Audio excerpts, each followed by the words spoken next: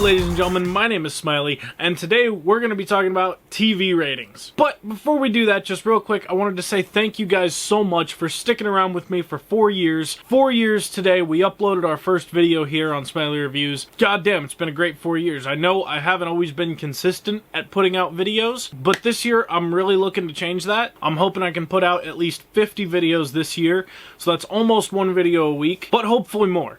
You know, I would love to have the free time to do more. But yeah, let's get on with the video. So I wanted to talk about TV ratings, and I'm not talking about like TV PG, TV 14, TV MA, that shit. I'm not talking about that. I'm talking about the numbers that we always hear shit about, especially in the last couple weeks. I've been seeing a lot of fucking headlines saying, oh, Doctor Who down in ratings, the Orville down in ratings, and those two are going to be the main focus of today's video, the Orville and Doctor Who. And I wanted to touch on why ratings don't matter that much anymore. In fact, personally, I don't think they matter at all. The ratings come from people who are watching these shows on their cable boxes. And therein lies the problem with the rating system. It only takes into account the people who are watching it on their actual cable box, their Cox box, their DirecTV box, or whatever you guys have at home. And I know a lot of people who watch both of these shows, and not a single one of them watches it on a cable box. They all purchase it through Google Play or iTunes or Amazon or something like that, or they watch it on Hulu, but I know no one who actually watches these shows on their cable boxes. And so really the only people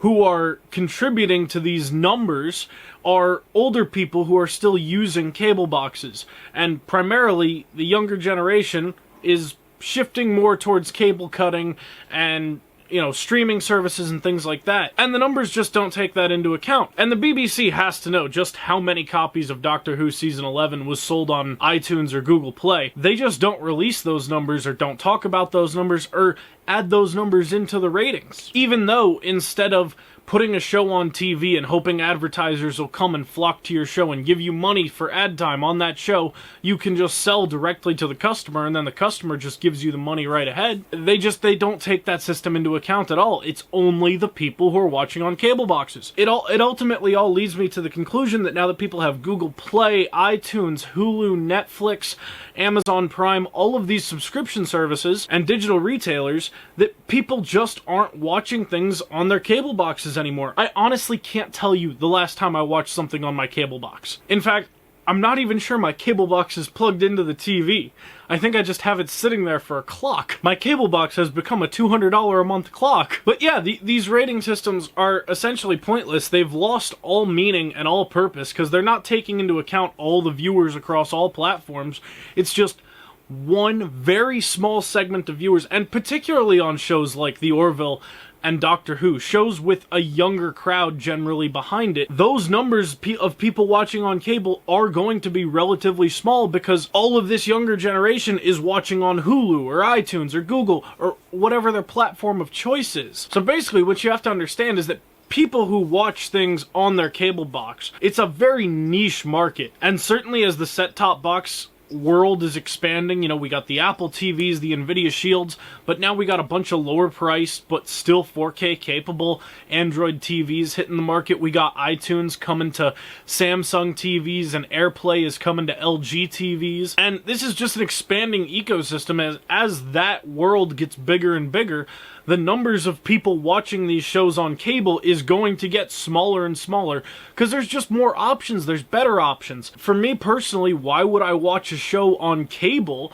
if I can just pay, like, I think it was like 25 bucks for the Orville Season 2, and then I get no commercials. Sure, I gotta wait until midnight after they air, but that's not really a problem because it's not like I'm waiting to watch them the second they come out anyway. No, I'm okay waiting a few hours. And then I get to watch them with no commercials, with no fucking little watermark in the bottom of the screen. And that's honestly, that's a victory for me. I don't like seeing the commercials that break up the show and split up the action and just really fuck with the experience of trying to watch something. I can't remember the last time I seriously watched something on my cable box. Like I said before, I'm not even sure it's plugged into the TV. So yeah, ultimately, what I want you guys to take from this is don't believe the TV ratings right when you see them. Remember that this is just a very small portion of a very large audience, and that a sizable number of people aren't watching anything at all on cable boxes. They're doing it all through streaming platforms and set-top boxes, Android TVs, Apple TVs, Amazon Fire Sticks, or whatever. Roku, if that's still around. I mean, these platforms are getting bigger and bigger, and